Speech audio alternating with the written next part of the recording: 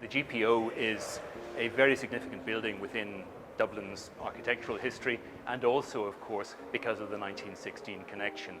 This has always been the very centre. All distances are measured from the GPO.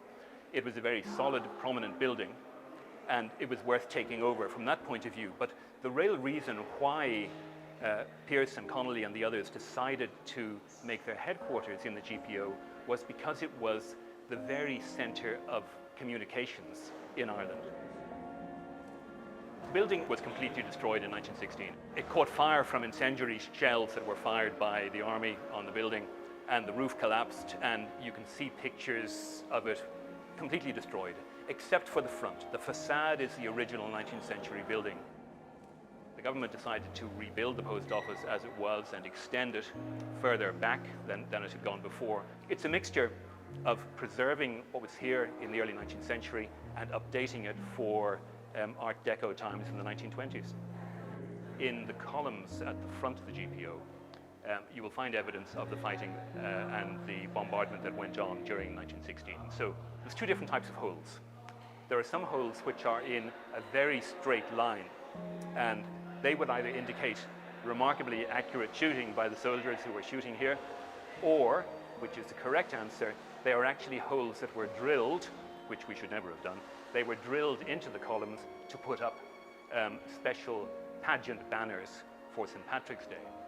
But if you look closely at the columns themselves, you will find little holes which are bullet holes, and you will certainly see evidence of damage from shrapnel and bits and pieces of the columns being knocked away.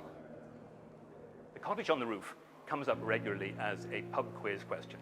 There is no little thatched cottage on the roof, and there never was. But there is a little building on the front of the GPO. You'll see the little triangle, the little pediment of the GPO. Just behind that, there is a little storage building. And it was used back in the days when Radio Éireann broadcast from the GPO, because the post office was in charge of radio at one stage, and that was used as part of the studio network. My favorite thing about the GPO is I like the basement, because it's a place where the public obviously doesn't come, and a lot of staff don't go down to the basement either. But there's a great sense of history there from the very early days. In 1916, it was a place where explosives were stored with the aim of blowing up the building. That little door at the end is an interesting one, because in 1916, that is where the batteries for running some of the telegraph equipment up on the second floor were stored. And when the wires were cut by the rebels at the very start of the rising, at just before 12 o'clock on Easter Monday, the staff who were on the second floor came down to the basement to check the batteries to see if there was some sort of battery problem. It was sealed, and it had been made secure, and it survived the intensity of the fires. So it was the most modern technology at the time, and it did its job. It survived the fire when the rest of the building was completely destroyed. That's another interesting little secret room in the GPO.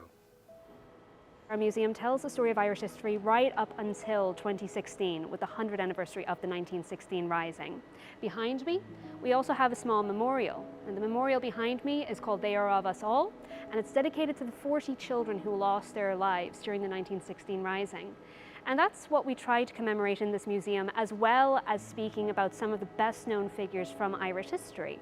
We try to tell all stories, the stories of people who were just ordinary Dubliners or ordinary Irish men and women and children who were affected by events such as the 1916 Rising, the War of Independence and the Irish Civil War, and the eventual formation of the Irish Republic.